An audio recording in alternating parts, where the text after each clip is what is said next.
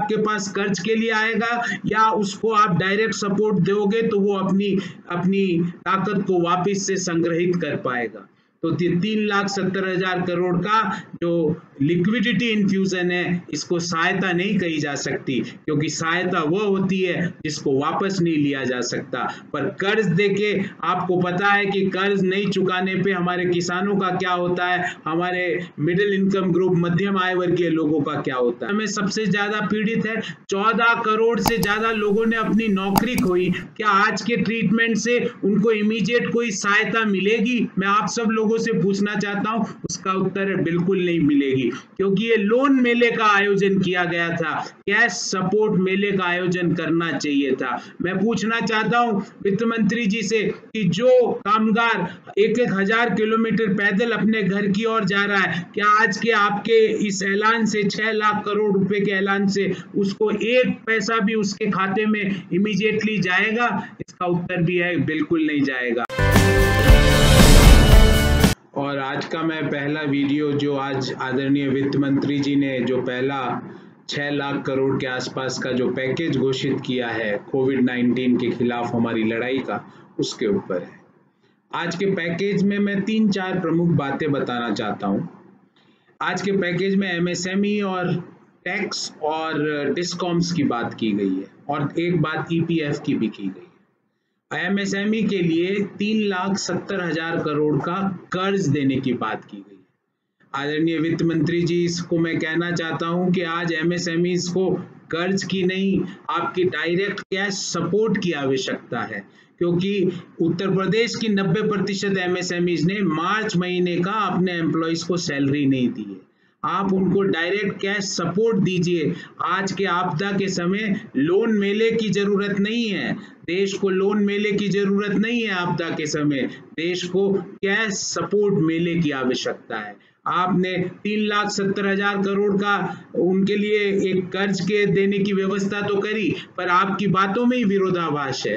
अभी 4 सप्ताह पहले आपने बात करी थी कि 3 महीने का मॉरेटोरियम दिया जाएगा कर्ज पे, क्योंकि आपदा का समय ये मुश्किल समय, जब आपको खुद को लग रहा है ये आपदा का समय, ये मुश्किल समय, इस समय क्या कोई व्यक्ति, कोई एमएसएमई आपको लगता है आपके पास कर्ज के लिए आएगा या उसको आप डायरेक्ट सपोर्ट दोगे तो वो अपनी अपनी ताकत को वापस से संग्रहित कर पाएगा?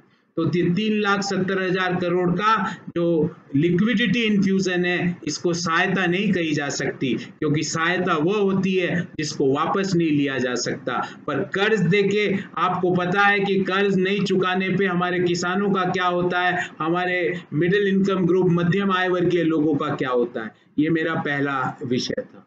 दूसरा विषय, आज ईपीएफ के काफी चीजों के बारे में वित्त मंत्री जी ने अमेंडमेंट्स किए। बोले 12% नहीं, अब 10% ही कटेगा। पर माननीय वित्त मंत्री जी, ये सरकार का पैकेज कैसे हुआ? आप पहले 12% जो एम्प्लॉयर एम्प्लॉय देते थे, अब 10% ही कटेगा। तो जो सोशल सिक्योरिटी लोगों को रहती थी ईपीएफ के पैसों से, वो आपने सोशल सिक्योरिटी कम कर दी और उनको आपने अतिरिक्त सैलरी का लिक्विडिटी दे दी। ये सहायता नहीं हुई, ये लोगों को जगलरी में अकाउंटिंग ट्रीटमेंट हुआ। आज समय लोगों की भावनाओं के साथ अकाउंटिंग जगलरी का नहीं है, आज समय लोगों को डायरेक्ट कैश सपोर्ट देने का है। तीसरी बात आज हुई कि इनकम टैक्स टीडीएस और टीसीएस में 25% की कटौती की जाएगी। क्या ये कटौती परमानेंट कटौती नहीं है? जो किस्त जून जुलाई अगस्त में ड्यू होती थी, अब वो किस्त अगस्त सितंबर अक्टूबर, या जो अगस्त सितंबर अक्टूबर में टीडीएस की किस्त ड्यू होती थी वो आगे होगी। तो मतलब आपने लोगों को 6 लाख करोड़ रुपए की आज जो घोषणा करी, इससे एक पैसा, मैं बड़े जिम्मेवारी से ये बोलता हूं, एक पैसा भी क्या डायरेक्ट सपोर्ट मिला उस व्यक्ति को जो आज इस आपदा के समय सबसे ज्यादा पीड़ित है? 14 करोड़ से ज्यादा लोगों ने अपनी नौकरी खोई। क्या आज के ट्रीटमेंट से उनको इमीडिएट कोई सहायता मिलेगी? मैं आप सब लोगों से पूछना चाहता हूं, उसका उत्तर है बिल्कुल बिल्कुल नहीं मिलेगी, क्योंकि ये लोन मेले का आयोजन किया गया था, कैश सपोर्ट मेले का आयोजन करना चाहिए था। मैं पूछना चाहता हूं वित्त मंत्री जी से कि जो कामगार एक एक हजार किलोमीटर पैदल अपने घर की ओर जा रहा है, क्या आज के आपके इस ऐलान से 6 लाख करोड़ रुपए के ऐलान से उसको एक पैसा भी उसके खाते में इमीडिएटली जाएगा? इसका उत्तर भी है बिल्कुल नहीं जाएगा। तो आदरणीय वित्त मंत्री जी और आदरणीय प्रधानमंत्री जी, आपने 20 लाख करोड़ की बात तो कह दी, पर आज का जो आपकी पहली घोषणा है उससे देश को तत्काल कोई लाभ नहीं मिलने वाला है। आपदा के समय लोगों का हाथ पकड़ने की जरूरत थी, आपने उनको कहा आप कर्ज ले लो। ये वैसी बात हो गई कि किसी व्यक्ति की नौकरी चले जाए और वो दूसरे व्यक्ति के पास सहायता के लिए जाए, तो वो दूसरा व्यक्ति उसको बैंक के पास ले जाए और कहे जा बैंक से 13% की ब्याज दर पे लोन ले ले और अपनी सहायता स्वयं कर ले। ये जो आज के जो ऐलान है, ये अच्छे समय में ऐलान किए जाने वाले ऐलान है, पर आपदा के समय लोगों के खातों में पैसे डालने का ऐलान करना चाहिए था। आज जब आपका फोकस एमएसएमईज और एम्प्लॉयर्स और एम्प्लॉइज थे कंपनीज के, तो आपको ये सुनिश्चित करना चाहिए था कि एमएसएमईज कैसे अपने अप्रैल, मई और जून माह की सैलरी अपने लोगों को दे पाए। आपको ये सुनिश्चित करना चाहिए था कि जो लोगों की नौकरी गई है उनकी नौकरी नहीं जाए, ऐसी कैसे व्यवस्था की जा सकती है। आपको ये सुनिश्चित करना चाहिए था कि जिन लोगों की नौकरी में 40 से 50% की वेतन में कटौती हुई है, वो वेतन में कटौती नहीं हो, उसके लिए हम क्या व्यवस्था करें। और जो टैक्स ऑडिट और due date of filing assessment है जो आपने बढ़ाई है, ये कोई पैकेज नहीं हुए, ये तो आपके एक वेलफेयर मेजर हुए। पैकेज में वो सहायता होती है जो आप दो और वापस उस व्यक्ति से ना लो। आप कर्ज को पैकेज ना माने, कर्ज को अगर पैकेज माने तो 20 लाख करोड़ क्यों, आप इसको 40 लाख करोड़ बोल दीजिए,